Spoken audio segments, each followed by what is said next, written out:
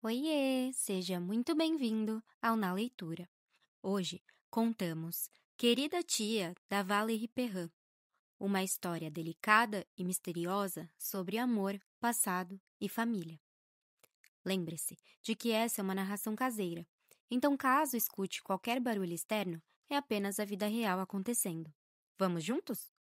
Início do capítulo 28, fita número 7. Continuação da gravação de Blanche. Por quanto tempo Blanche e Colette moraram juntas? No começo do namoro com Pierre, nós dormíamos na casa de Colette. Depois, passamos a ficar no hotel para não incomodá-la. Mas nunca chegávamos a incomodar de fato. Muito pelo contrário, acho que ela ficava feliz de nos receber. Só não demonstrava. A verdade é que queríamos conforto, então fugíamos da cama estreita do meu quarto de adolescente. Quando nos mudamos para os Estados Unidos, Pierre ofereceu algumas vezes à minha tia uma passagem de avião para que nos visitasse. Ela sempre recusou. Ele chegou até a oferecer 2 passagens, uma para ela e outra para Lois, para que não viajasse sozinha. Ela nunca aceitou, por causa dessa pataria. Não pode fechar? Ah, isso não, nem pensar. Encontre alguém para ficar na loja. Quem? Um sapateiro, Colette. Eu me lembro de uma das suas respostas extraordinárias, que fez Pierre rir. Eu não faço o mesmo trabalho que você, Pierre. Você pode ser substituído por outro ator, mas no meu caso é impossível. Blanche. A segunda vez que vim para a escola Pasteur de Gugnon foi na 4ª série. A escola é obrigatória, e meu progenitor temia se meter em encrenca. Senão, ele nem se daria ao trabalho de me colocar para estudar. Quando passamos pela placa de Gugnon, logo pensei: é aqui que mora a menina parecida comigo. Aquela dos olhos doces. Esperei reencontrar você, Colette. Fazia 3 anos. E você estava lá, sentada no meio da sala, que nem uma irmã à minha espera, com roupas folgadas demais. Você sorriu quando me viu, lembra? Eu ficava do seu lado no almoço. Adorava ficar contigo. A gente passava horas conversando, sentadas juntas. Colette. Como seus bolsos estavam sempre vazios, os meus estavam cheios de maçã para te dar. E minha bolsa, cheia de pão e ovos cozidos que a gente devorava. Blanche. Você fazia 1000 perguntas sobre as minhas acrobacias, sobre o olhar da plateia. Se eu tinha medo de cair, com que idade tinha aprendido a dar cambalhota, abrir espacate, a fazer malabarismo. Você imaginava minhas fantasias, minha maquiagem, e eu dava a impressão de ser uma princesa cintilante. Colette. É, e eu nunca tinha visto uma princesa de verdade. Pausa a fita para ferver um pouco de água.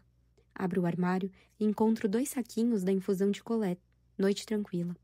O açúcar, os coadores e as 2 canecas, uma delas rachada. Imagino minha tia morando aqui, reclusa, separada de Blanche. Que tristeza e que solidão apavorante. No que ela estava pensando? Em nós, nos Estados Unidos? Em Pierre, que ligava para ela escondido antes de sua suposta morte? Nos jogos da 3ª divisão? Nos jogadores? Será que Lois trazia o jornal para ela todo dia? Deve ser 1 ou 2 da manhã, e Ana certamente está dormindo lá na ilha. Pierre voltou para a cama com a outra depois de desligar. Não consegui pronunciar mais uma palavra depois dele confessar que ligava para Colette sem eu saber. Pasma, estupefata, furiosa, intrigada, eu hesito. Sobre o que um ator que morava na Califórnia e uma sapateira de Gugnon podiam conversar.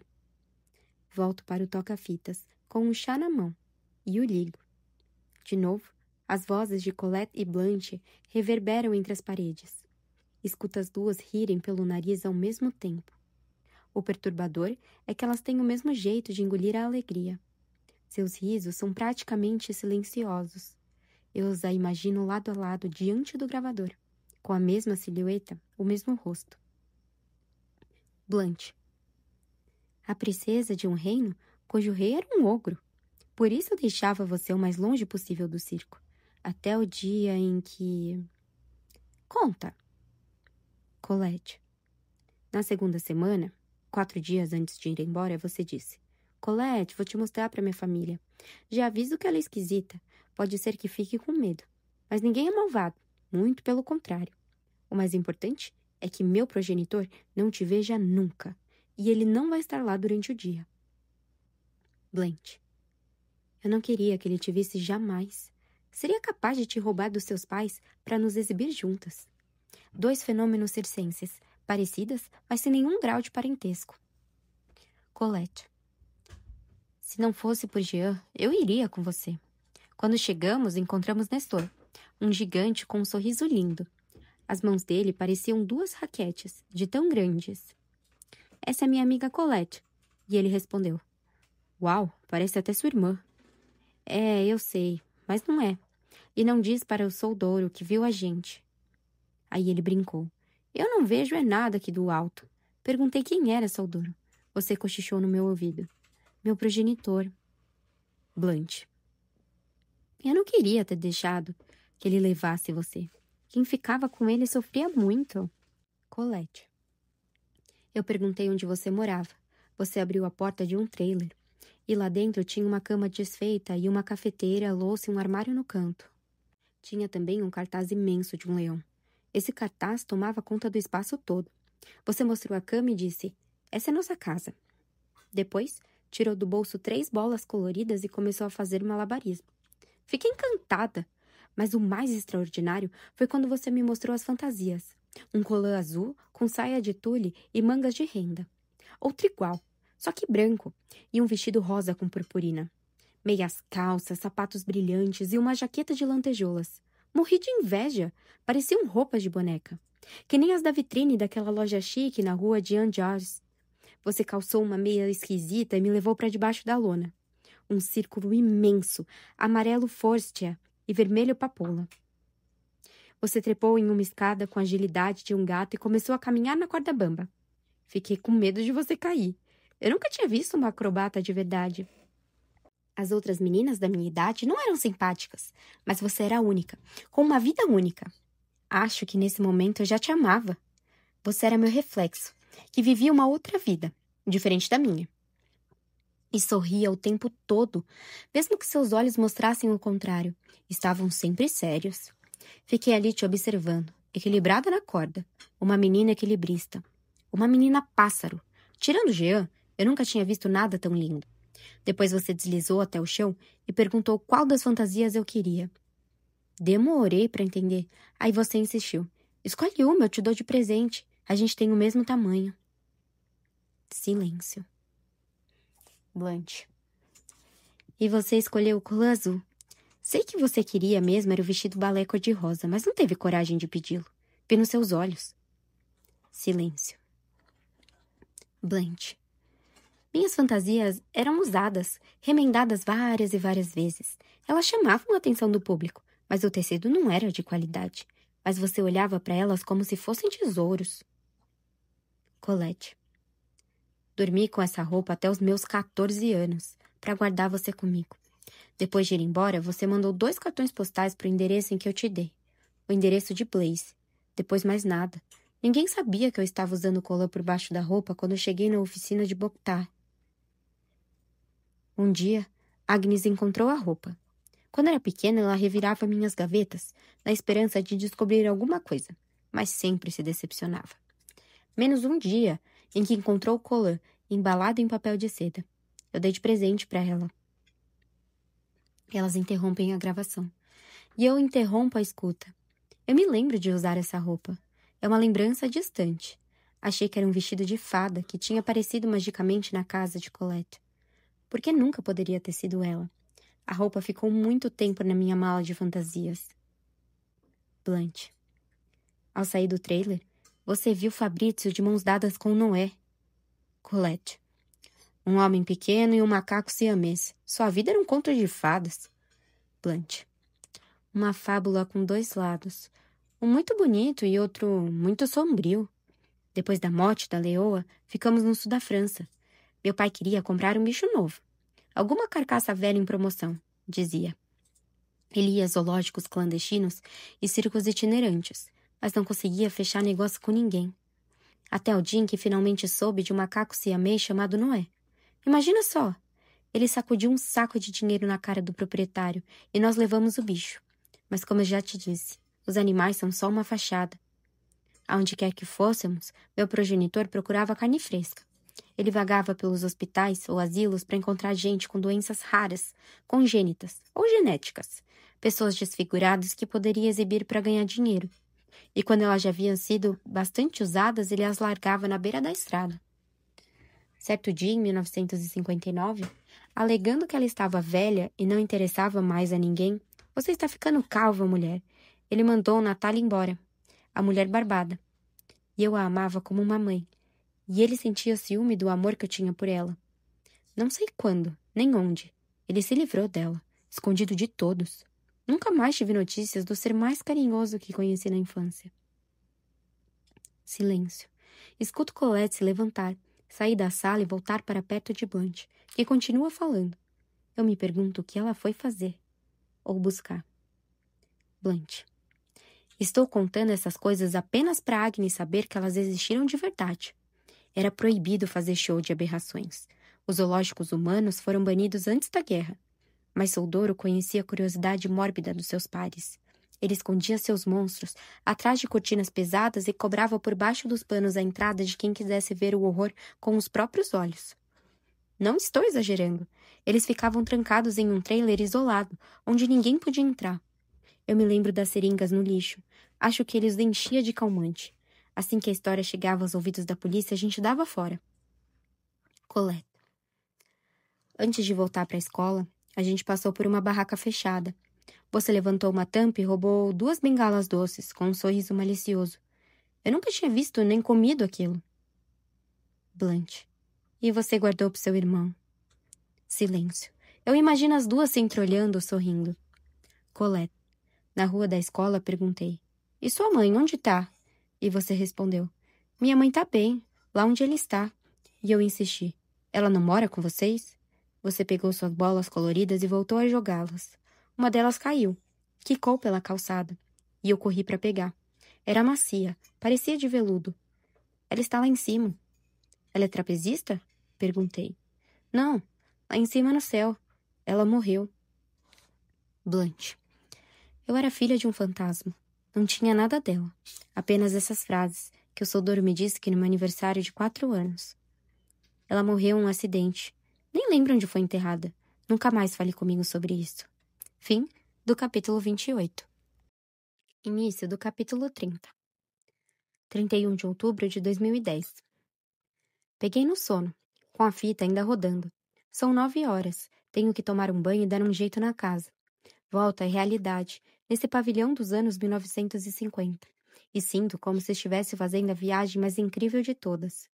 Calço tênis e atravesso a rua para bater na porta número 21, da vizinha que trouxe sopa. Bato, dou a volta no quintal. Ninguém. Deixo a panela limpa na soleira. Tento de novo depois. Na volta, olho o celular pela 1000ª vez. E não tem nenhuma chamada perdida. Pierre não me ligou. Depois de filmar ao piano, depois dos 3 dias loucos compartilhados naquele bar perto da ópera com Pierre, Mathilde e sua equipe, depois de fazê-lo cantar, não tive mais notícias dele. Tentei ligar. Em vão. Caixa postal. Aqui é o Pierre. Deixa seu recado. Sem oi, obrigado, por favor, ligo de volta. Uma mensagem fria e distante. Primeira semana. Oi, Pierre. Bom, é a Agnes. Agnes September. Tomara que esteja tudo bem por aí. E que tenha gostado da filmagem. Me liga. Estou trabalhando na montagem. E adorar te mostrar as imagens. Acho que vai ficar legal. Segunda semana. Oi de novo, Pierre. Aqui é Agnes.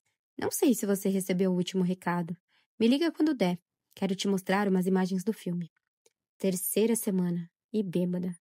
Oi, Pierre. Aqui é a Agnes. Eu tô perto da sua casa, na Champs-Élysées, com umas amigas. Bom, caso você escute, me liga, tá? Você tá incrível no meu filme. Incrível! Depois parei. Fiquei com vergonha. Meu ator, do qual dependiam da minha primeira história, minhas primeiras imagens, me detestava. Liguei para minha tia. Mas por que liguei para Colette, se minha mãe ainda era viva? Ela, sem dúvidas, estava em algum concerto. Eu chorava copiosamente quando ela me atendeu. Meu ator não fala comigo. Eu sou péssima. Quero morrer. Parar de escrever histórias de merda. Parar de trabalhar no cinema. E criar cabras em Lazark. Onde é que fica Lazark? Foi a primeira coisa que Colette respondeu, atordoada. Titia! Gritei, irritada. A ligação caiu. Achei que ela havia desligado na minha cara porque eu havia chamado de titia.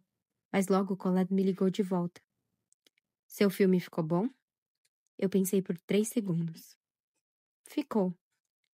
Acho que sim. Ainda não está finalizado. Então ele vai voltar. Ele é ator. Os atores voltam quando fazem um filme bom com eles. Como é que você sabe? No futebol, quando um técnico treina bem o jogador e ele deslancha a marcar gol, o jogador fica no time. Todo mundo fica onde o trabalho é bem feito. Pense nos meus clientes. Eles sabem que quando conserto seus sapatos vão durar um tempão. Então eles voltam. A vida é simples assim. Mas o que eu faço? Ligo pra ele? Ele não tá mais atendendo. Deixa pra lá essa história de ligar. Pra quê? Você não me escutou? Ele vai voltar. As ondas sempre vêm e vão. Você já viu o mar? Já. Qual é o nome desse seu ator? Pierre. Pierre Dugan.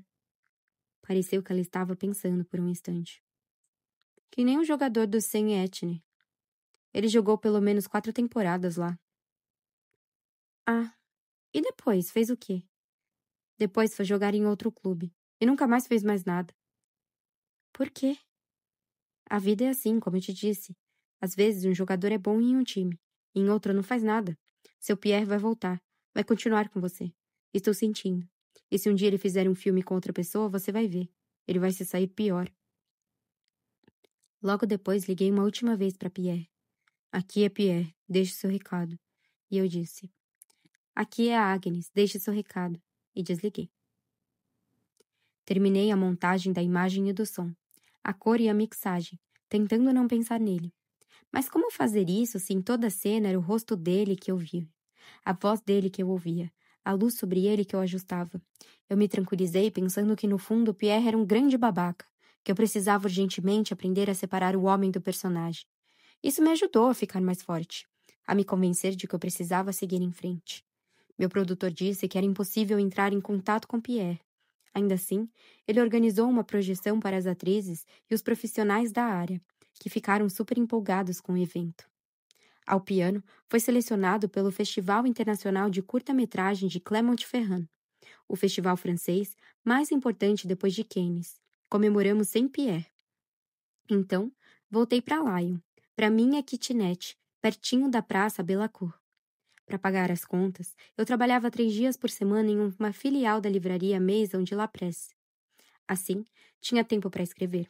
E eu gostava de viver cercada de jornais, revistas, livros e cartões postais. Certa manhã, antes de abrir, eu estava sozinha, arrumando os jornais e as revistas no mostruário, quando vi pela vitrine, atrás dos livros. Pierre me observava. Parecia até um fantasma. Ele tinha emagrecido. Sorriu, acenou discretamente. A porta ainda estava fechada com a grade. Girei a fechadura para abrir. A grade rangeu tão alto que parecia estar gritando. Fez um estradalhaço daqueles. Mas eu só escutava as batidas do meu coração. Estava preparada para o pior. Ele estava ali para dizer que a filmagem havia sido ruim, por causa da minha falta de experiência. Tão ruim que ele decidiu sumir. Tinha ido ali para me contar a verdade. Quantos anos você tem mesmo? 20? Está em dúvida? Oi? Oi? A que horas você sai? 3. Vai fazer alguma coisa depois? Não. Então vou voltar às 3. Combinado. Até mais. Ele deu meia volta e sumiu da mesma forma que apareceu. Terminei de arrumar a loja, toda me tremendo. Nesse dia, as manchetes tratavam do caso do sangue contaminado e da acusação de Laurent Fabius, Georgina do Fox e Edmond Hervé, votada pelo Senado. Dali a alguns dias seria Natal. Portanto, em breve eu me encontraria com Colette, minha mãe, em Guignon. Mesmo com a morte do meu pai, não perdemos o hábito de jantar no Georges Vezin no dia 24 de dezembro. O dia passou em câmera lenta. Toda vez que eu vendia um jornal cuja manchete falava do caso do sangue contaminado, pensava que Pierre tinha envenenado meu sangue também. E que se todo ator com quem eu trabalhasse me deixasse naquele estado, as cabras de Lazare não seriam uma ideia mesmo. E que eu nunca mais poderia dirigir um filme. Mas eu já sabia que o único ator com quem eu gostaria de trabalhar era Pierre. Daí meu desespero. Às 3, ele me esperava na calçada da frente. Usava um casaco azul marinho e tinha 15 anos a mais que eu. Atravessei a rua. Parei na frente dele, sem tocá-lo. Ele era extremamente tímido. Gaguejou, mas me pegou pelo braço e entramos em um restaurante. Já almoçou? Não, mas estou sem fome. Nós sentamos frente a frente. A uma mesa mais afastada, junto à janela que dava para a rua. Batida de morango, né? Não, obrigada. Ah, é? Então quer beber o quê? Suco de damasco. Ninguém sabe disso. Mas daqui a 17 anos, um garoto chamado David vai escrever a história de uma garota chamada Natalie, que toma um suco de damasco. Você é vidente? Roteirista. Ele sorriu relaxado. É seu próximo roteiro? É. É a história de um garoto chamado David, que acabou de fazer 18 anos e será um autor famoso. Então não tem papel para mim. Não. Que pena. Achei que... Por que você sumiu por 4 semanas e meia? Porque você tem 20 anos. Chegou o garçom. Pierre pediu um suco de damasco e outro suco de damasco. Vamos brindar a David. Achei que você tinha detestado filmar ao piano. E então caí no choro. Assim, sem aviso. Pierre ficou desolado. Pegou minha mão entre as dele, como se fosse um passarinho que tinha acabado de trombar em um vidro. Peço perdão, eu nunca... Ele apertou minha mão com muita força, para me fazer encará-lo. E quando meus olhos encontraram os dele, continuou. Eu nunca amei tanto uma filmagem quanto as do seu filme. Está zombando de mim? Ele respondeu como se eu tivesse levado um tapa. Tenho muitos defeitos. Eu me deixo levar pelas emoções, eu sou medroso, estourado, nervoso, mentiroso, egocêntrico, orgulhoso. Ator, né? Mas nunca zombo de ninguém. Isso não sei fazer. Não tenho isso em mim. Passamos uns 15 minutos sem dizer nada. Sequei as lágrimas com a toalha de mesa de algodão. Era quadriculada, azul e preta. Eu nunca tinha visto uma toalha assim, e até hoje me lembro dela. Quem quebrou o silêncio fui eu. A verdade é que, no meu próximo filme, o papel principal é seu. Ele caiu na gargalhada. Tive uma vontade enorme de beijá-lo. Você aprende tão rápido. Todo diretor faz os atores acharem que tem o papel principal. E agora a gente faz o quê? Amanhã eu ainda terei 20 anos. A gente tá na merda. Minha mãe me diz que, quando se está na merda, a gente tem que ir ao cinema. E depois da sessão encontra soluções. O que sua mãe faz da vida? Ela é violinista. Então vamos ao cinema. Andamos até o CNP Belacour. Estava passando Um Coração no Inverno, de Claude Sauté. Sauté é bom, comentou Pierre. Sauté é sensacional, respondi. Você não é meio nova para gostar dos filmes dele? Acho que você está obcecado pela minha idade. Pode ser, respondeu ele com uma careta. Durante toda a sessão, fiquei abalada por Emmanuelle Béart, uma violinista, como minha mãe. Chorei a ver meus pais no palco, majestosos. Fiquei abalada pela presença de Pierre ao meu lado. Era difícil respirar, me concentrar. Eu só pensava no que ele tinha dito. Eu nunca amei tanto uma filmagem quanto a do seu filme. Eu perguntava se ele ia me beijar. E se sim, quando? Ele não se mexeu nem 1 milímetro sequer. Eu me concentrei em Daniel Auteuil, que até hoje é, fora meu ex-marido, meu ator predileto. Esse filme magnífico trata magistralmente da impossibilidade do amor. Quando saímos da sala, não pronunciamos uma palavra. Caminhamos sem rumo por um bom tempo, olhando para o chão. Em um sinal vermelho, Pierre parou e murmurou. Não é possível perder o amor da sua vida. Não, respondi. O sinal abriu. mas não atravessamos. E ele me deu um beijo. Confiro minhas mensagens de novo. Nada de Pierre. Por que ele ligaria? Por outro lado, Lies sugere um café no Petit Bar. Tenho que descobrir o sobrenome de Blanche. E se esse pai que ela chama de progenitor, ou de soldouro, ainda está nesse mundo? Na gravação de 2003, Colette dá a entender que sim. Mas já faz 7 anos. Tenho que falar com Natalie. Como ela trabalha no jornal, talvez tenha acesso a alguns arquivos. Fim do capítulo 29. Início do capítulo 30. 1960. O trem chega a Lyon. Eugênie de Senechel desce de mãos dadas com Jean. Ela está acompanhada de Georgette, que leva Danielle no seu colo. Diante da multidão que os envolve, Georgette revira os olhos, 2 esferas apavoradas. Jean realmente só inventa moda. Seria melhor para ela ter ficado no castelo, pulindo a prataria. Georgette nunca andou de trem. Nunca viu nenhuma cidade além de Guignon, Digon e Montsecal-les-Mines, a uns 20 quilômetros do vilarejo, onde nasceu, o local mais distante que conhece. Eles pegam um táxi e se dirigem ao Conservatório Superior de Música. Em silêncio, Jean ensaia em pensamento. Ele precisa tocar um noturno de Chopin para o professor que talvez o prepare para a prova do conservatório, quando ele tiver 14 anos. Um professor com qual ele morará ali, em Lyon. É amigo da marquesa. Você receberá uma partitura para ler em alguns minutos antes de tocar a música para ele, explicou Blaise. Faz semanas que ele estuda o solfejo, no piano do Senechel, e à noite no quarto, em um teclado que Blaise desenhou em um pedaço de papelão para Jean treinar nos dedos. Eugênie de Senechel pediu a Georgette que mentisse. Não diga ao Marquês que Jean veio fazer uma audição. Se ele perguntar quando voltarmos, responda que vocês me acompanharam numa consulta médica. Hoje, Jean será avaliado. O que é uma audição? Georgette odeia a ideia de mentir para o patrão. O táxi passa ao longo de Rhône e Georgette vê os pedestres andaram apressados, de um lado para o outro, bem vestidos. A gente da cidade. O perfume da senhora Senechel é inebriante. E Danielle choraminga.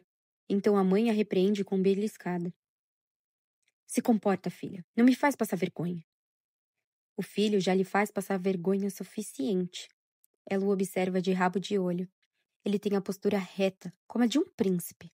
Mas de onde tirou isso? Jean acha que nasceu em berço de ouro. No fundo, ele só é apegado a Colette e a toma por mãe. A filha mais velha é a primeira que enfiou essas ideias na cabeça dele. É culpa de Colette isso tudo. O mundo conspira contra ela, que só queria ficar quieta com sua infelicidade de viúva.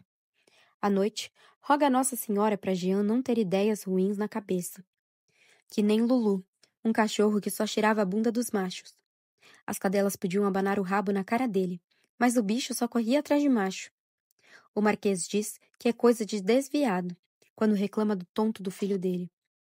Ela já o escutou dizer isso para a mulher, que chorava em um lenço com as iniciais dela bordadas. Desviado. Ela reprime o mal-estar ao pensar nisso. Seu pobre Robin acabou sacrificando o miserável do cachorro.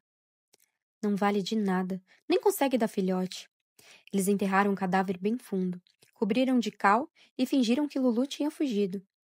Colette procurou por tudo quanto era canto, gritando o nome dele no campo e na mata. Jean, pequenininho, chorou.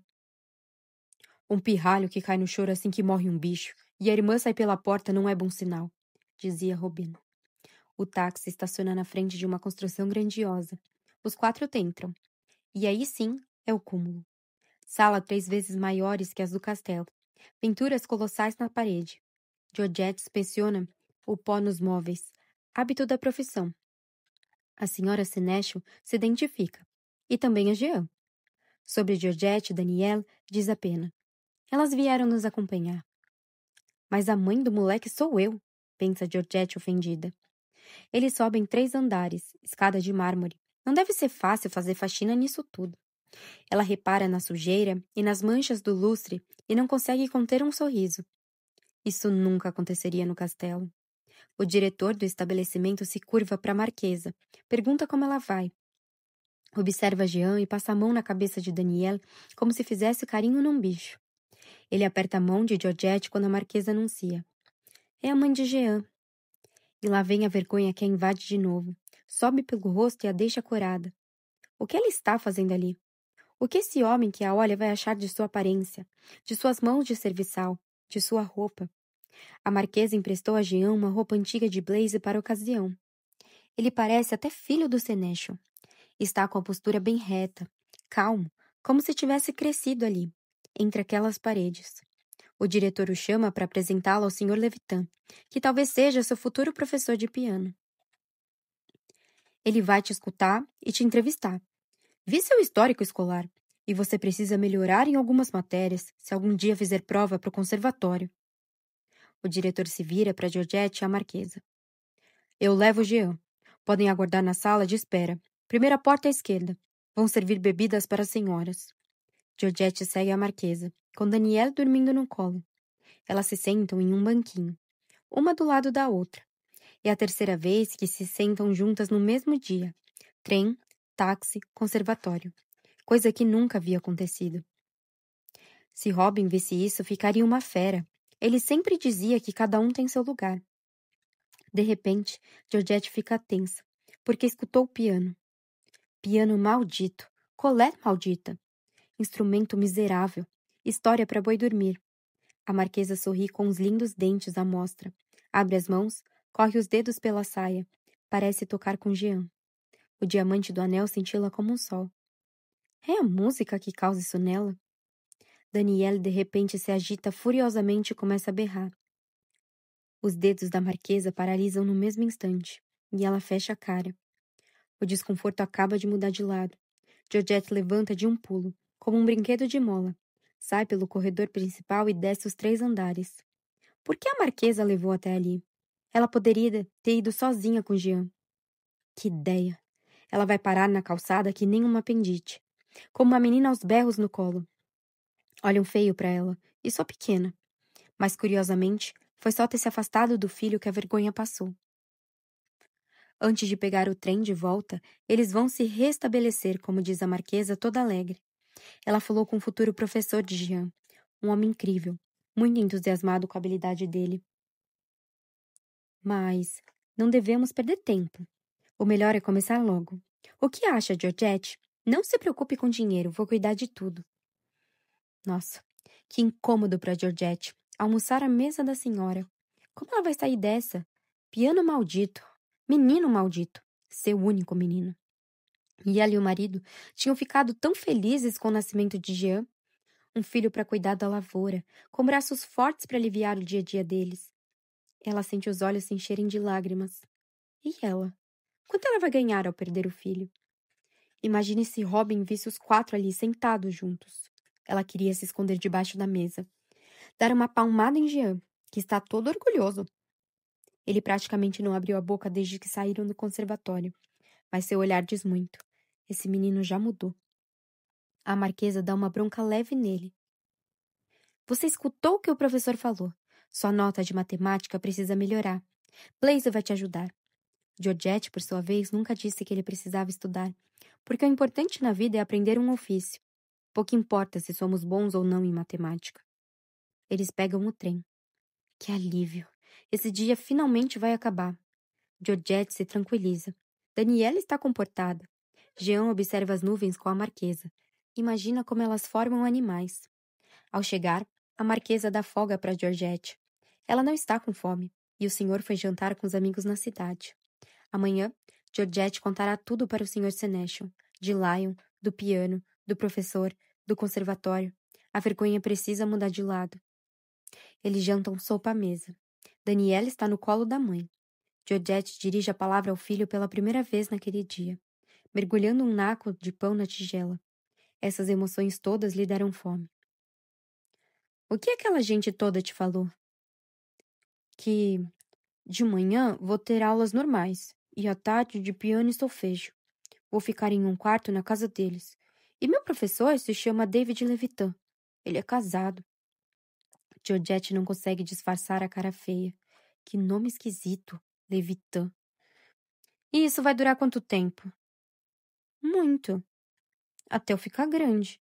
Até eu passar na prova do conservatório. Você disse que eu era sua mãe? Disse. O que você falou?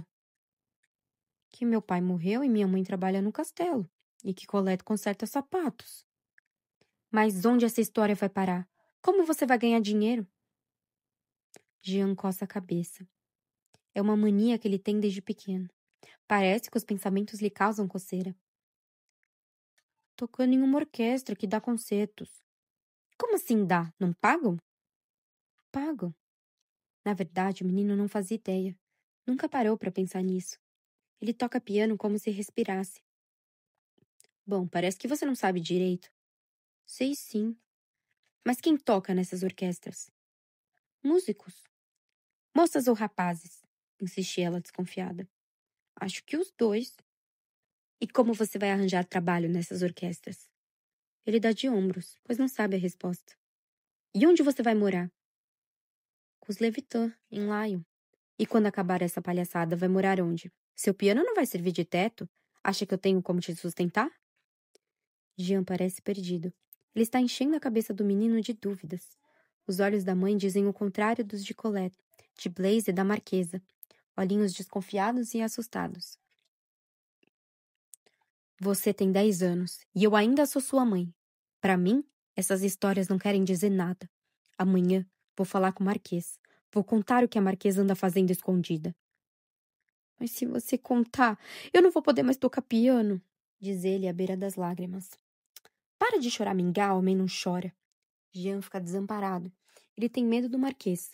Anda de cabeça baixa no castelo, bem rente às paredes, para não encontrar o olhar dele. Se o homem souber, ele estará perdido. Que era Colette. Ele pronuncia essa frase em voz alta, como uma prece. Ela vem domingo, como sempre, declara Georgette descascando a maçã. Você é malvada. Para quem é pobre como a gente, a vida não é de brincadeira, é de trabalhador. Vai deitar. Mas eu trabalho muito no solfejo. Vai deitar, já mandei. Jean se levanta e vai para o quarto. Como sempre, Daniel vai dormir na cama da mãe. Ele tira a roupa que a marquesa emprestou como se tirasse uma pele que não é sua e que precisa devolver no dia seguinte. Pobre é a única palavra que a mãe sabe dizer, como se fosse uma maldição. Toda vez que ela pronuncia, Jean sente que a palavra funda a cabeça dele com todas as forças, para afogá-lo.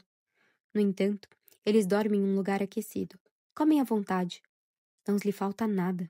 E ele vê que Colette dá envelopes de dinheiro para a mãe, que o esconde no quarto. A vida de antes parecia mais difícil, mas desde que a mãe começou a trabalhar no castelo do Seneschal, nada no cotidiano lhe parece miserável. Era para ser uma bela noite, porque ele não errou uma nota sequer na frente do Sr. Levitan, que, diferentemente de Colette, de Blaise e da Marquesa, ficou observando o menino sem nenhum sorriso no rosto. Mas Jean só sente uma tristeza infinita. Está com a saudade da irmã, de ficar de mãos dadas com ela. Aperta o papelão que Blaise arranjou para ele, o teclado desenhado, que ninguém tirará dele. É sua única companhia nessa casa. Fim do capítulo 30. Início do capítulo 31. 31 de outubro de 2010. Sentado no fundo do salão, ele parece estar sonhando. Leva a xícara de café à boca em um gesto distraído. Quando me vê chegar, parece que a alma volta para o seu corpo. Estava sonhando, Elias? Estava. Dou um beijo nele. Sua cara tá gelada. Peço um expresso duplo a Vicente, que lava copos atrás do balcão, falando com um cliente sobre a próxima trifeta. Escutou as fitas? Pergunta Elias, antes mesmo de eu me sentar. Escutei as que Colette e Blanche falam juntas. Quem é Blanche? A pessoa que está dormindo no cemitério no lugar de Colette. É o que eu acho, pelo menos. Que loucura! Pois é, resta saber por que elas fizeram isso. Era uma mulher de Gugnon? Não, estava só de passagem. Ela nasceu em um circo que parou em Gugnon em 1953 e 1956. Blanche estudou durante um tempo na escola Pasteur. Foi lá que conheceu Colette. Depois, não sei se aquele circo horroroso voltou. A atividade deles era mais ou menos ilegal. Por fora, era só doces, engolidores de fogo e acrobatas. Só que para quem pagasse mais, o pai de Blanche, um tal de Soltouro, exibia monstros mantidos em uma condição apavorante. Pessoas que tinham deformações, deficiências mentais. Comem um homem-elefante? Isso, só que essas atrocidades já eram proibidas nos anos 1950. Nunca ouvi falar de algo assim em Gognon. Algumas pessoas mais velhas devem lembrar. É, com certeza. Não sei se o sobrenome de Plant. Pode ser que alguma delas mencione em outra fita, mas acho muito difícil. Fala com a Natalie, ela pode procurar matéria da época. Vou ligar para ela. Como é estranha a vida. Se sua tia não tivesse morrido pela segunda vez, a gente não teria se visto de novo. Você não teria vindo para cá sem um motivo. Ninguém vem para cá sem um motivo. Ou viria pro enterro de algum de nós. Caramba! Alta astral hoje, hein? Ele abre seu belo sorriso triste. Estamos todos de passagem, mesmo quem não está de viagem. Por que nunca me contou que era apaixonado por Isabelle Emorin? Porque você nunca me perguntou. Quer outro café? Quero. Às vezes encontro com ela no mercado.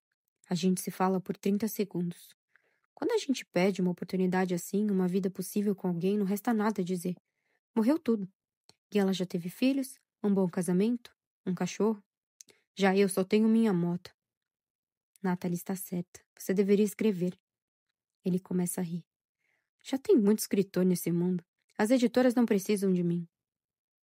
Não são as editoras que precisam de você. São os leitores. Ele franze a testa. Ninguém precisa de mim. Todo mundo precisa de alguém. É próprio da humanidade. E você? Quando sai seu próximo filme? Pode ter certeza que nunca. Tá de brincadeira? Pareço estar de brincadeira. Mas por quê? Pierre, meu marido, quer dizer, meu ex-marido. Existem outros atores no mundo. É lógico. Como existem outros maridos. Mas eu agora sou uma página em branco. E tudo bem. Não acredito. Uma mulher que nem você é capaz de muita coisa. Basta ver seu último filme. Vicente volta com o terceiro café na bandeja. Cortesia da casa. Obrigada, Vicente. Vou acabar ficando agitada. Melhor agitada do que morta. O comentário dele me faz rir. E a Lies também. Vou te fazer uma proposta, diz Lies. Eu escrevo um livro e você um roteiro. A gente combina para daqui... Ele reflete. 1 ano. E vê quantas anda. Hoje é... Vincent, que dia é hoje mesmo? Vincent olha no relógio. Dia 31 de outubro. A gente marca de se encontrar de 31 de outubro de 2011. Bem aqui, no Petit Bar. Com Vincent. E se meu roteiro não tiver nenhuma palavra? E se meu livro não tiver? A gente vê. Levantamos a mão e damos um tapinha. Você quer escrever sobre Sharp? Ele nem pensa antes de responder. Como se tivesse uma história dentro de si, a sua história há muito tempo. Entre outras coisas, toda a graça e a alegria do futebol, mas também a felicidade do silêncio. Meus pais imigrantes, minhas asas cortadas em uma quarta-feira à noite, meus pés que continuam me sustentando, o medo de viver um amor. Não medo, o terror de viver um amor. Achar sempre a pessoa errada, a loira falsa, a casada, a apaixonada por outro, a abusiva, a mentirosa, a solidão de abstinência. Como é viver sem beber, voltar a estar sóbrio o tempo todo. Sem flutuar permanentemente no vapor do álcool. Voltar a ser bonito. Não é pouca coisa voltar a ser bonito. Não estar mais magricela, ou não ter mais barriga de chope, cara inchada quando acordo. As primeiras manchas que aparecem no rosto, no nariz, o cabelo caindo, beijar alguém na boca sem pensar que está fedendo a bebida, querer beijar alguém na boca porque antes só dava vontade de beijar a boca da garrafa, encontrar psicólogos e psiquiatras ainda mais fracassados do que eu, o desprezo no olhar de certos médicos. Enfim, um caminho muito longo até encontrar a equipe certa, a escuta certa, que ajuda a encontrar respostas. Submersa no que ele acaba de me confessar, não consigo dizer mais nada. Natalie chega e fico quase aliviada, pensando que Lies já começou a escrever. Ela cumprimenta o cara sentando ao bar. Tudo bem, meu bem? Depois cumprimenta Vicent. Tudo bem, querido? Então vem nos encontrar, toda sorrisos. Hoje ela cheira a praia, a gardênia. Apesar do frio que o casaco emana e do gorro que tira, observa seu cabelo todo arrepiado. O perfume dela me transporta para as Ilhas Maurício. Ana não me ligou desde que chegou. E Pierre deve estar se perguntando se eu estava bêbada quando telefonei de noite. É mais provável que um homem que abandona a mulher a imagine embriagada do que desfalecida nos braços de outro. Aquela noite de pizza me fez bem, hein? Vocês têm que jantar lá em casa. E aí, pessoal, quais são as novidades? Fim do capítulo 31. Início do capítulo 32. 1960. São 11 da manhã. Mokhtar desce para buscar o jornal que esqueceu no balcão da loja e leva um susto ao ver Colette. É domingo. Ela não deveria estar ali. Ela chora diante da máquina de costura, com a cabeça apoiada nos antebraços. Mokhtar fica na soleira da porta, sem coragem de se mexer. Ele achava que Colette não chorava. Por quê? Todo mundo chora, até quem não chora nunca. Parece ser uma tristeza profunda. Ele, quando sofre, se esconde que nem um bicho ferido, porque sente muita saudade da irmã, porque sua família está longe, porque seu irmão não está mais ali. Colette sente sua presença, levanta a cabeça e seca as lágrimas. Em um gesto brusco. Por que você está aqui, minha filha? Pergunta ele, enfim. Você se machucou? Colette se levanta, com uma expressão severa, uma expressão que ele nunca tinha visto, e ajeita a dobra da saia antes de responder. A mãe delatou Eugênie de Senechel. Ela pronuncia essas palavras como se as cuspisse. Mokhtar franze as sobrancelhas e passa os dedos no bigode. Delatar é uma palavra que lembra da guerra. A Gestapo, a polícia francesa, os traidores. Sem poder fazer nada, ele assistiu à detenção de uma família judia em 1942. No mesmo ano, ele, o estrangeiro, foi espancado por 3 homens com o rosto coberto que invadiram a sapataria. Depois o deixaram ali, à espera da morte. Com 2 costelas quebradas, hematomas no corpo inteiro, traumatismo craniano. Foi um milagre ter sobrevivido. Nunca contou desse dia para Colette. Por que contaria? Jean, não pode mais tocar piano. O marquês proibiu. O senhor sabe xingar? Mokhtar pensa. Em francês? Isso, em francês. Ele hesita antes de dizer. Merda, filho da puta, cretino. O que é um cretino? Acho que é um idiota, mas muito pior, arrisca ele. A mãe é a rainha dos cretinos. Sua mãe? Não, a mãe. Detesto aquela mulher. A partir de hoje, não quero mais nem ver a cara dela. Ela nunca me deu um beijo. Quantas mães você conhece que não beijam os filhos? Até as novilhas e as ovelhas fazem carinhos nos filhotes. Só a caçula, a Danielle, que ela mima o dia todo. Mas eu não tenho ciúme. Não quero que ela encoste em mim. Ela fede a alho. E a pele dela parece uma lixa. Talvez ela não saiba falar de certas coisas com você. Talvez não seja de propósito. Não, acho que não é isso. Jean fez uma audição em Lyon para estudar música com um professor. A mãe é tão malvada que contou tudo para o marquês. Foi ideia da marquesa apresentar Jean ao professor. Ela sabia que se o marido soubesse, proibiria, por causa do dinheiro. Era o melhor professor para preparar Jean para o conservatório. O velho perdeu a cabeça quando descobriu. Ele chamou a esposa de mentirosa, de ladra. Foi Blaise que me contou. Depois disso, ela não saiu mais do quarto. E meu irmão não pode nem entrar no castelo. Parece que Senechel está à procura de um mestre de aprendizagem para Jean, que só tem 10 anos. Mas o marquês e a mãe querem botar meu irmão para trabalhar, para se livrarem dele. Mas Jean nasceu pro piano. Não pode fazer outra coisa. Ele é pianista, assim como o senhor é sapateiro, como Deus é Deus, como François é carteiro. Como você deveria ter sido professora. Ela se joga na carteira desanimada. Estou bem com o senhor. Blaise me disse que meu irmão não sai da cama desde quinta-feira. Ele se recusa a ir para a escola. Ele vai morrer. Tenho certeza. Mokhtar se senta atrás do balcão. Ele passa os dedos no bigode de novo, pensativo. Se entendi bem, diz, seu irmão precisa de um piano novo. Bom, é só trazer Jean pra cá, pra ficar com a gente. E ele poderá tocar todo dia na igreja ali da frente. Mas como vamos viver? Como todo mundo. Como qualquer um, minha filha. Vamos nos virar. Além do mais, tenho dinheiro que juntei para a viagem. Mas esse dinheiro é... Colette nem tem tempo de terminar a frase antes de Mokhtar sair. Sentada à mesa, Georgette engole a sopa no automático, olhando para o vazio. É um bom dia. O serviço do almoço foi bom. O Marquês adorou o ensopado de coelho que ela preparou. Desde que a Marquesa começou a fazer birra, foi a primeira vez que ela quase o viu sorrir. Ele repetiu 3 vezes e molhou uns bons nacos de pão no molho, dizendo, bom demais! Quando descobriu que ela havia contado para o Sr. Senechon tudo de Lion e de piano, Colette havia se recusado a visitá-la.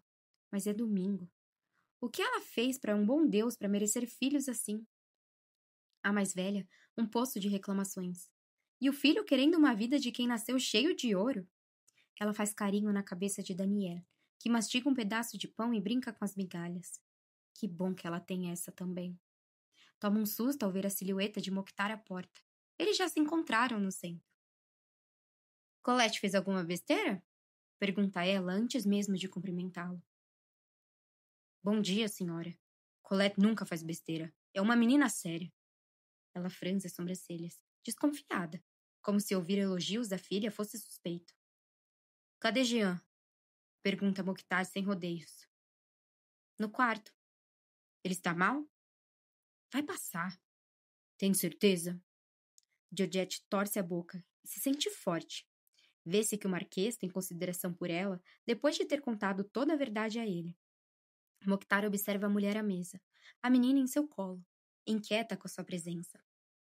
Colette não lembra nada dessa menina, pensa ele. É o contrário da mais velha. Soube que a senhora estava procurando um mestre para Jean, comenta ele. Um brilho surge nos olhos da mulher. Não um grande fogo de alegria, mas uma brasa em extinção. Sem dúvida, é o máximo que seu olhar é capaz de expressar. Paga quanto? Não tenho permissão de contratar uma criança, senhora. Por enquanto, ele vai continuar estudando. E quanto vou ganhar? A senhora terá uma boca a menos para alimentar. E quando ele tiver idade para ser aprendiz, a senhora pode se acertar com ele. Colette concorda com essa ideia? Concorda. E o piano? Pergunta ela, desconfiada. Jean pode tocar na igreja. O pároco é meu amigo. Georgette observa, com o pé atrás. O Marquês não aguenta mais Jean. Insuportável. A implicância começa pelo menino, mas pode acabar sobrando para ela. O patrão poderia demiti-la, mandá-la embora com Daniel, por causa dele. Por outro lado, sem ele, essa história poderia ser uma bênção. Sem o piano. Esse é realmente um dia bom. Jean virá visitá-lo todo domingo, com Colette, garante Mokhtar com a voz doce. Colette está certa, pensa ele. Essa mulher é uma cretina. Parece uma idiota, mas muito mais grave. Ele pensa na própria mãe, carinhosa e doce, como ela era cheirosa. Nem todo mundo nasce com a mesma mãe.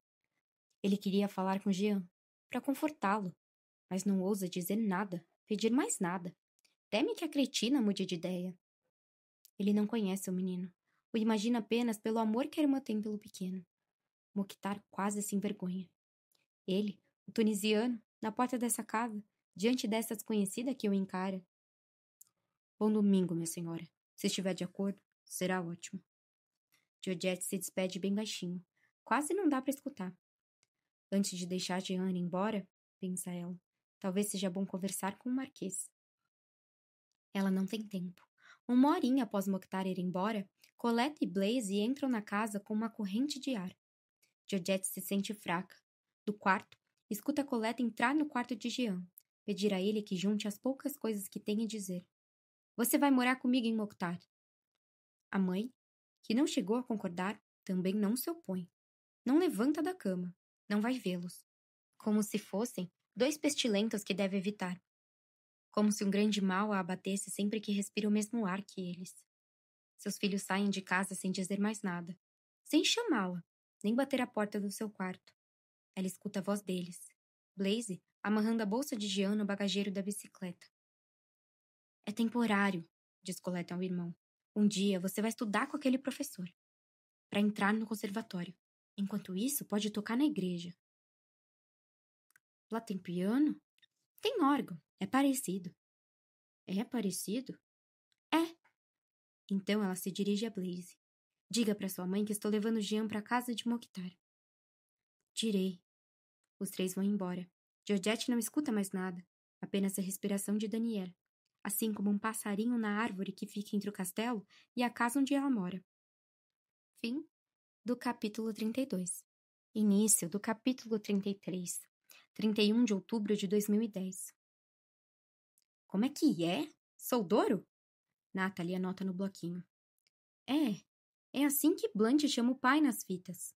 Por enquanto, tenho duas datas, 1953 e 1956. Ela estudou na Pasteur, e segundo as fitas, o circo se instalou na Praça de Gaulle. Vou procurar nos arquivos do jornal e perguntar para Steve, meu amigo que trabalha na prefeitura. Ele conhece os comerciantes da praça e o responsável por organizar as feiras, e toda a ocupação itinerante, e por alugar o espaço também. Preciso do sobrenome desse tal de Soldouro. Quero saber se ele ainda está vivo. Assim, vamos saber também o sobrenome de Blant. Isso! Não encontrei nada na casa da rua Frendins. Colette talvez tivesse escondido seus documentos de identidade, as correspondências enviadas para ela. Outro documento qualquer. Ou sei lá, mas não tem nada. Talvez você encontre alguma coisa no caixão. Talvez Colette tenha guardado lá essas coisas, porque ninguém pensaria em procurar num lugar desses. O comentário me deixa sem palavras. De onde ela tirou essa ideia? Natalie sorri. Não me olhe assim. Se você soubesse o que se encontra nos caixões por aí, ficaria chocada. Como você sabe disso? O melhor amigo do meu pai foi coveiro por 30 anos no cemitério de Guignan. Já ouvi ele contar umas histórias cabeludas, principalmente de exumação. Eu nunca tinha pensado nisso. Quando minha mãe se foi, não pus nada em seu caixão. Dei seu violino de presente para Ana. Doei seus pertences para instituições. Guardei apenas seu perfume, seus lenços e fotos de família. Mas o que encontram nos caixões? Discos, joias, livros, fotos, cartas, carteiras, balas, cigarros, fósforos. Meu Deus, é tanta coisa! Em que pé está a liberação do corpo para o enterro? Então, eu tenho que ligar para Cyril Hemp. Colette queria ser cremada. E, se for Blanche, não tenho mais a menor vontade de exumar o cadáver. Você não vai ter escolha, Agnes. Adele diz que é melhor não perturbar os mortos. Acho que ela tem razão. Também acho. Mas o procurador com certeza vai pedir para identificar o corpo. Para estabelecer as circunstâncias da morte. O que aconteceu foi grave. Foi grave. Olho para a xícara vazia de liés. Os grãos de açúcar que ele recolheu da mesa com a mão formam um montículo minúsculo. Você me disse que foi para Cannes quando o Sharp morreu, não foi? Pergunto. Fui. Aqui é como se houvesse uma lei do silêncio. Ninguém quer falar nada disso. É só pronunciar o nome dele que um silêncio sepulcral se instaura. Estou convicta de que ele causou muito mal, que certas pessoas sabiam. Inúmeras testemunhas me certificaram de que ele era pedófilo, mas não me dão o nome de nenhuma vítima. Além de Lies, tenho só mais uma testemunha. Umazinha. Quem? Um amigo do meu irmão, 10 anos mais velho que Lies. Sharp supostamente não o tocou, mas pediu a ele que tirasse a cueca. Ele não me contou se obedeceu. Acho que sim, mas 40 anos? Desde então, ele nunca teria admitido, sendo que quem deve admitir qualquer coisa é o culpado e não a vítima. Sinto um calafrio. Talvez seja necessário fazer um chamado às testemunhas no jornal, continua Natalie. Mas como o agressor morreu, além do mais, nesse chamado, eu não poderia revelar sua identidade. E o que você acha que poderia acontecer? Eu? Acho que quem sabia, quem desconfiava de que ele era estranho e perigoso para as crianças, hoje já está morto com o pé na cova. Por outro lado, é preciso dizer que isso aconteceu, trazer isso à tona. Certas investigações são abertas 50, 100 anos após os fatos. Você acha que ele foi capaz de matar? Fazer algo assim com uma criança é matar parte dela. Em Cannes, ele morava num prédio azul, de frente para o mar. O vovô tarado morava em um pequeno paraíso, no último andar. Sabe por quê? Não, pela vista, mas não a que você imagina. Ela respira fundo, como se prestes a mergulhar. Ainda estamos no petit bar. Já perdi a conta dos cafés e dos litros de águas que bebemos. Natalie dá um gole na água. Nunca na torneira, porque está envenenada, você sabe, né, Agnes? Ela apoia o copo e fecha as mãos, como se quisesse enfiar as unhas na pele. Ele passava o dia todo com o binóculo colado nos olhos. Binóculo? Para olhar os menininhos na praia. Fim do capítulo 33. Início do capítulo 34, 1960. Mokhtar se senta em um banco na frente da igreja. A praça está deserta. Ele escuta. Prefere ficar na entrada. Todo dia de manhã, se encontra com o padre Aubrey na Praça Forges para tomar um café, mas nunca entra no trabalho dele. Há 4 domingos é assim. Mokhtar conta as semanas em domingos. Faz 7 domingos que Jean mora com eles. E 4, desde que o vigário pediu ao menino que tocasse uma obra de Bach para o órgão, a que ele preferisse, após o sermão. Na primeira vez que escutou o órgão, o padre Aubrey estava em casa, cortando alho poró para a sopa. Ele achou que fosse um milagre, uma intervenção divina. Eram 6 da tarde de segunda, e a senhora Feulet nunca tocava naquela hora. Ele voltou correndo para a igreja, subiu a escada às pressas e encontrou um menino, concentrado, em êxtase. Colette o avisara, mas ele esquecera que o menino iria até lá treinar suas escalas.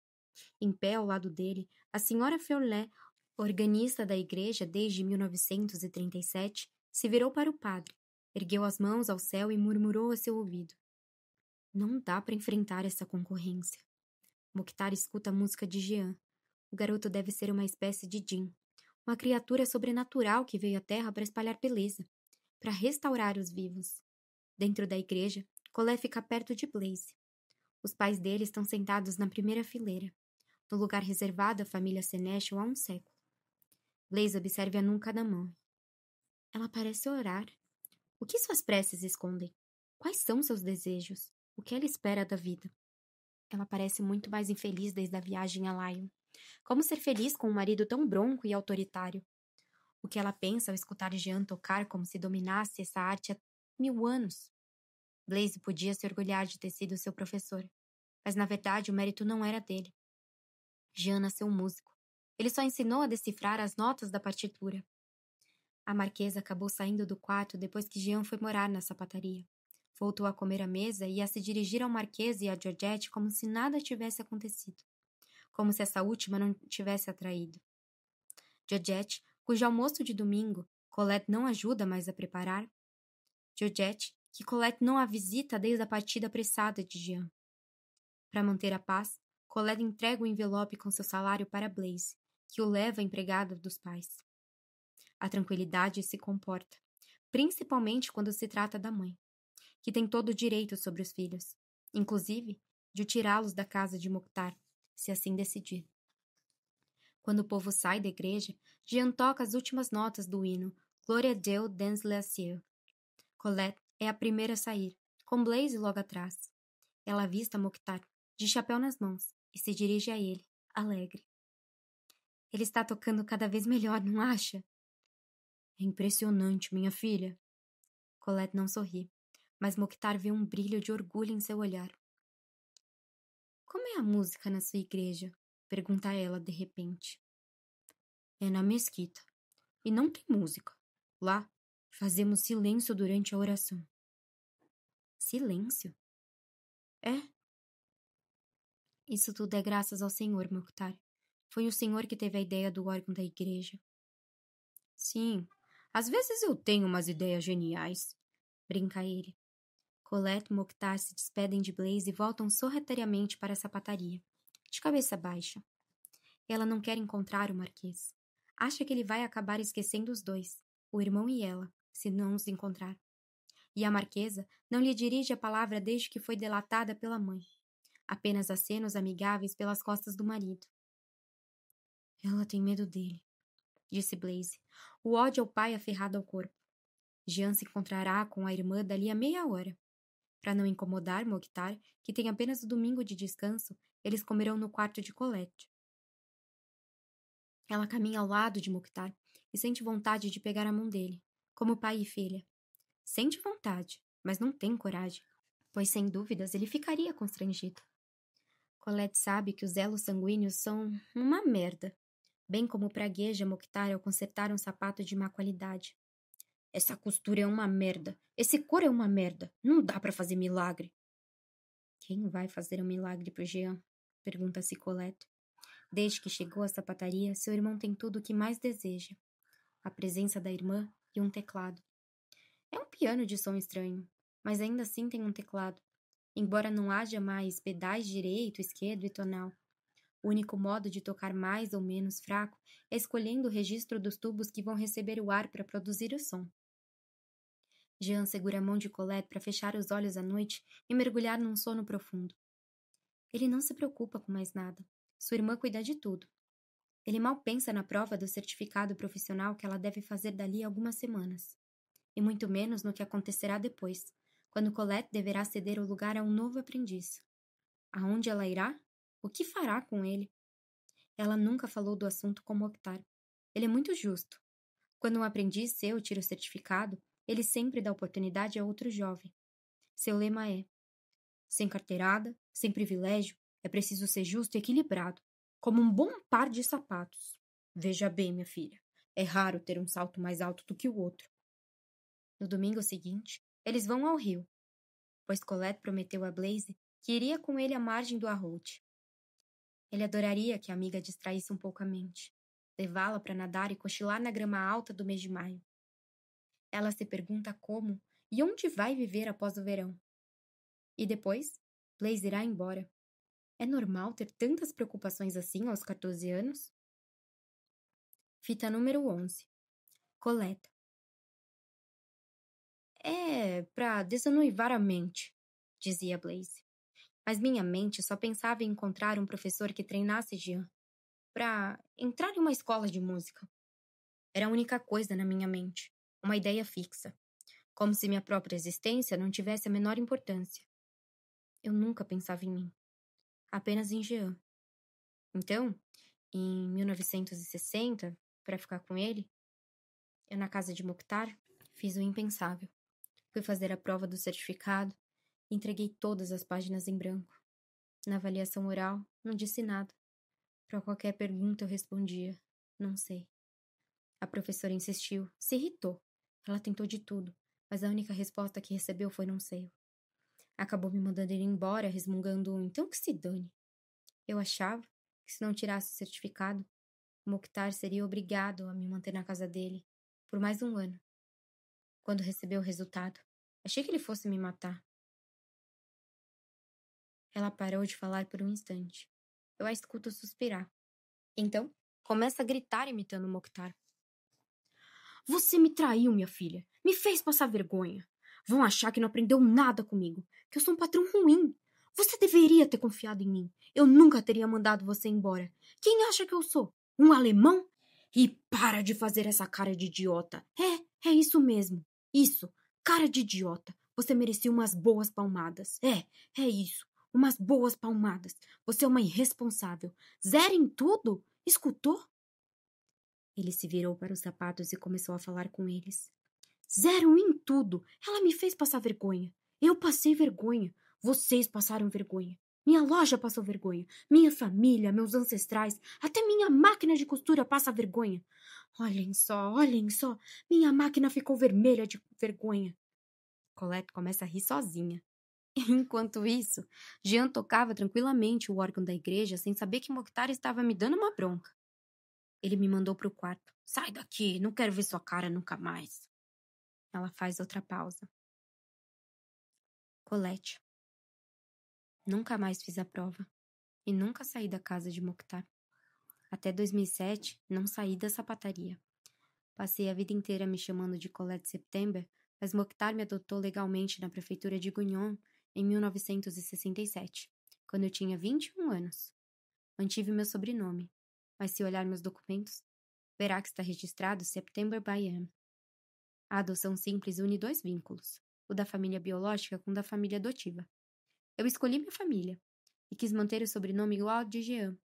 Mokhtar entendeu e depois me disse que algumas pessoas, cheias de maldade na cabeça, pensariam que ele tinha se casado comigo. Continuei sendo sua funcionária, quando na realidade eu era sua filha. Meu celular toca e eu pauso a fita, totalmente atordoada.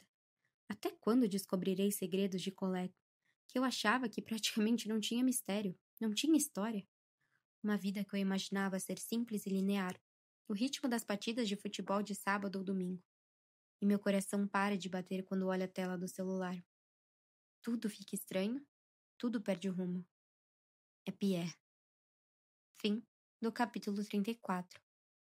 Início do capítulo 35. Após o sucesso internacional de O Banquete dos Anciões e nosso casamento, voltei a trabalhar. Não parei de trabalhar desde que conheci Pierre Dugan. Escrevi e dirigi à janela.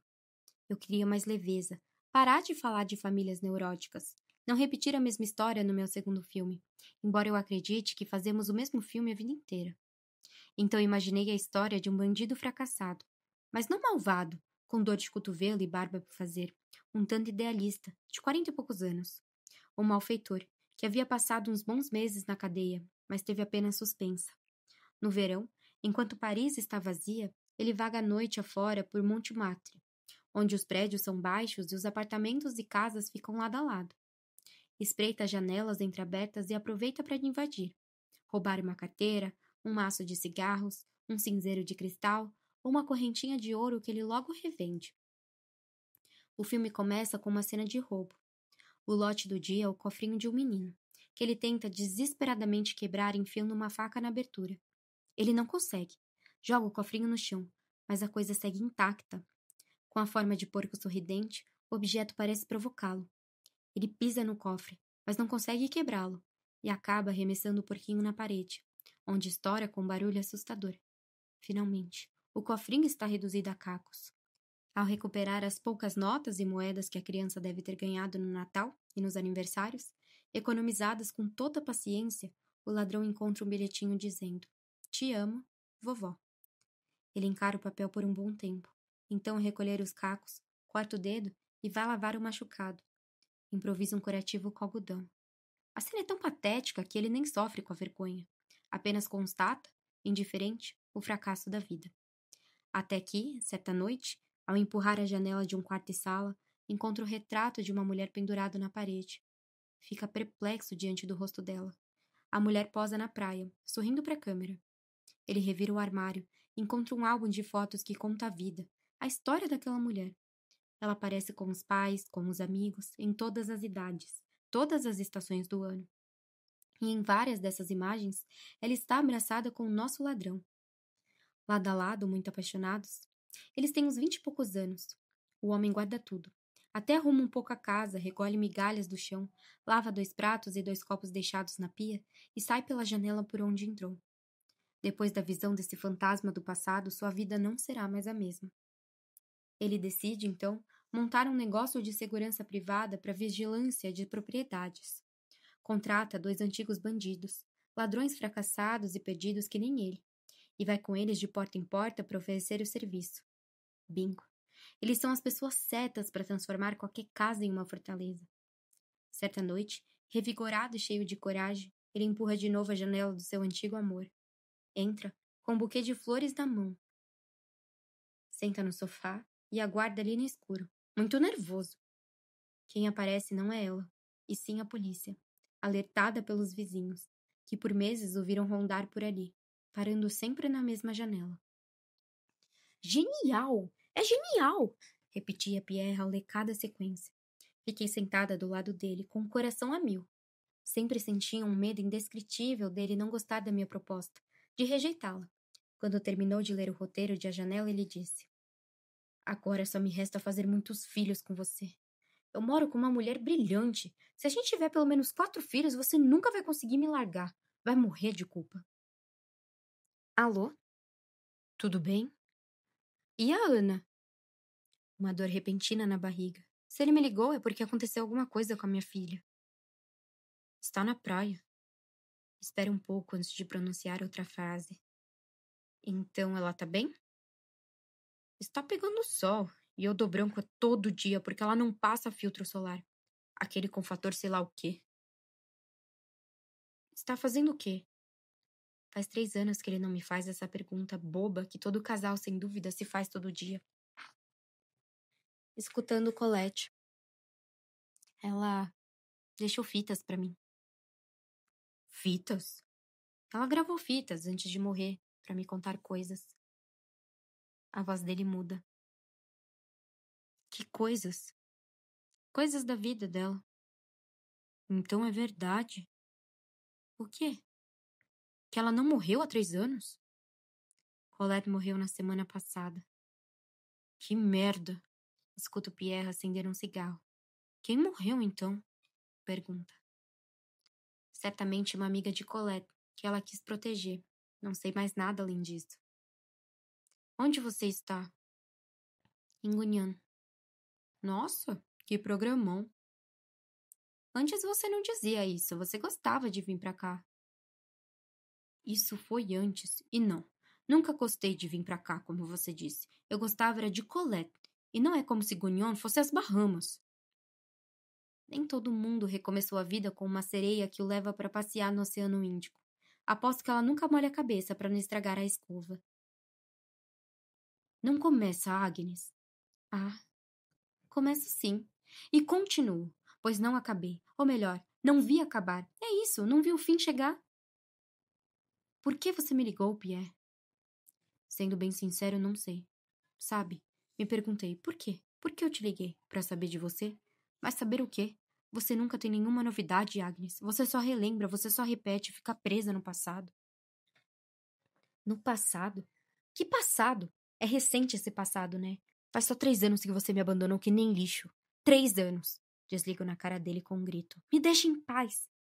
E jogo o celular na parede. Que nem o cofrinho no meu filme. O telefone cai atrás da TV que eu nunca ligo. A janela faz um sucesso estrondoso. Pierre mais uma vez recebeu vários prêmios de atuação, e eu ganhei reconhecimento e troféus pela direção. Estouramos a bilheteria. Era o que o Pierre dizia. Minha esposa faz a bilheteria estourar. Tive Ana alguns meses depois do filme sair. Com ela, foi embora qualquer esperança de ter outro filho.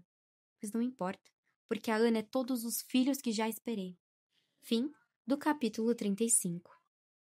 Início do capítulo 36. 1º de novembro de 2010. Estou na casa na rua Frendins há 3 dias, mas parece que cheguei tem muito tempo. As fitas fazem as horas passarem mais devagar. Me levam para longe, para antes. Perdi a referência. Não paro de me perguntar que dia é. É domingo de manhã. E você passou a noite chorando sem parar.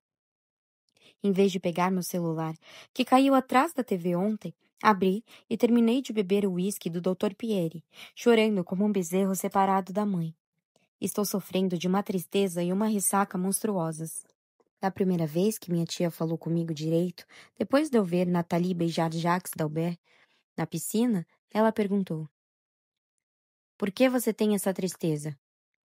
Para Colette, uma pessoa tinha tristeza, assim como tinha alegria, angina, dor de cabeça ou recebido uma boa ou má notícia. Ela dizia que eram resquícios do jeito de falar de Mokhtar.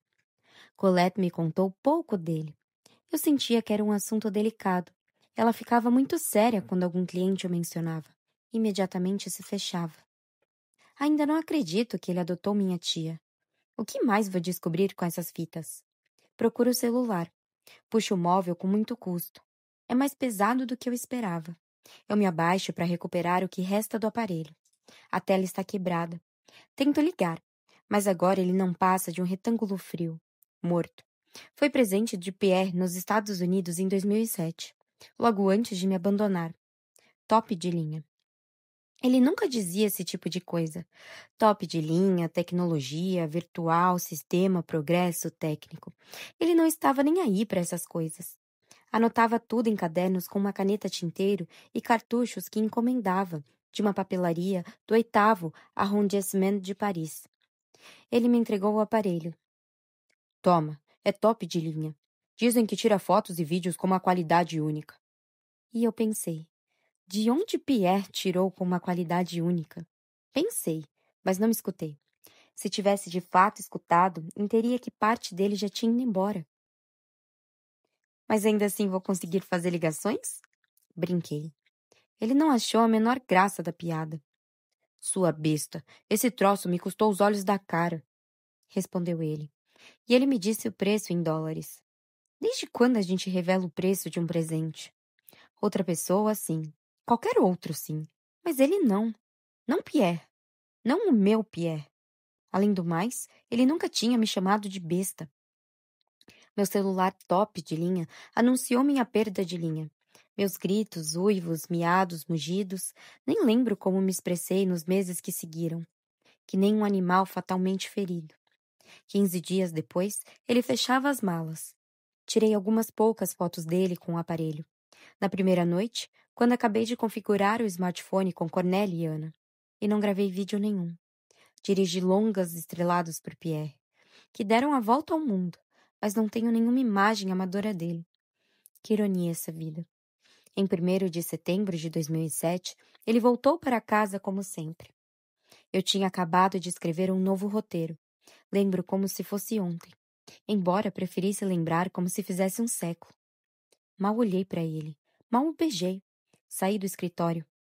E, para agradá-lo? Seduzi-lo? Mantê-lo comigo para sempre? Porque era uma regra subentendida entre nós, porque funcionávamos assim desde que tínhamos nos conhecido. Declarei. Senta, vou te contar nosso próximo filme. Eu estava usando um vestido vermelho de algodão, um pouco decotado, comprido, que joguei fora na mesma noite, como se estivesse coberto de sangue. O vestido do azar, que eu não suportaria ver de novo, nem em outra pessoa. Nesse dia, Pierre estava de calça jeans, camisa preta de manga comprida e seus tênis preferidos, o cinza. Ele se sentou na minha frente e eu comecei. Empolgada, excitante, apavorada, febril. É a história de um viticultor na Califórnia. Ele herdou um vinhedo. É filho único. Nenhum casamento dele deu certo. Todos os seus romances foram um fracasso. Não teve filhos. Então não tem herdeiro. Um dia recebe uma carta anônima. De quem? Por quê?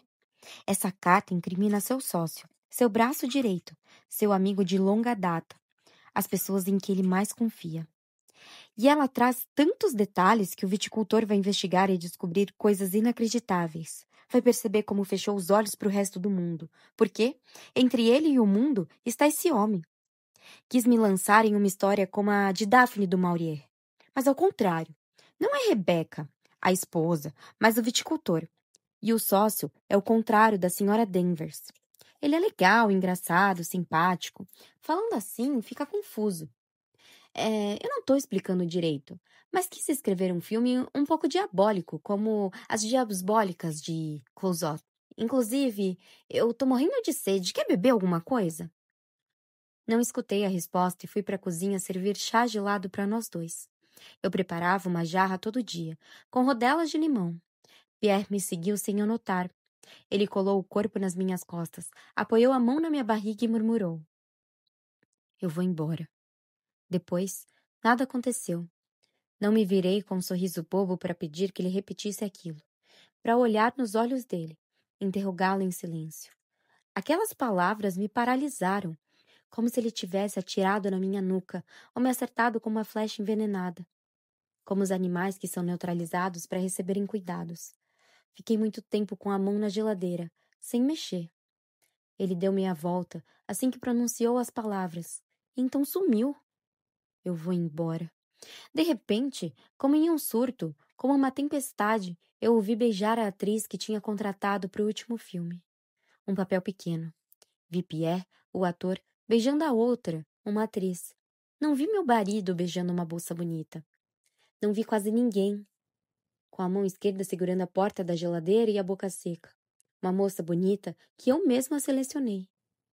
É um papel pequeno, Audrey, querida, mas é importante, você vai ver. Eu faço questão de que todos os meus papéis secundários existam. E a contratei. Apertamos as mãos. A filmagem foi boa.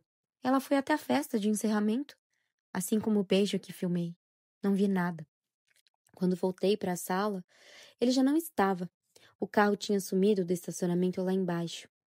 As buganvílias resplandeciam, derramando a cor cintilante em todas as paredes da propriedade. Subi para o nosso quarto como um zumbi. Ele tinha pegado coisas no closet como se fosse passar alguns dias viajando. Sinto vontade de ir à igreja. Encontrar o fantasma do meu pai é o órgão. Ao fechar os olhos, ou de Colette.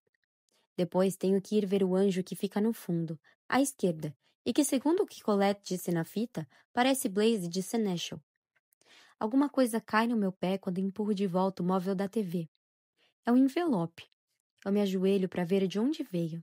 Estava encaixado por baixo da última gaveta, com outro envelope que não se soltou quando puxei bruscamente o móvel.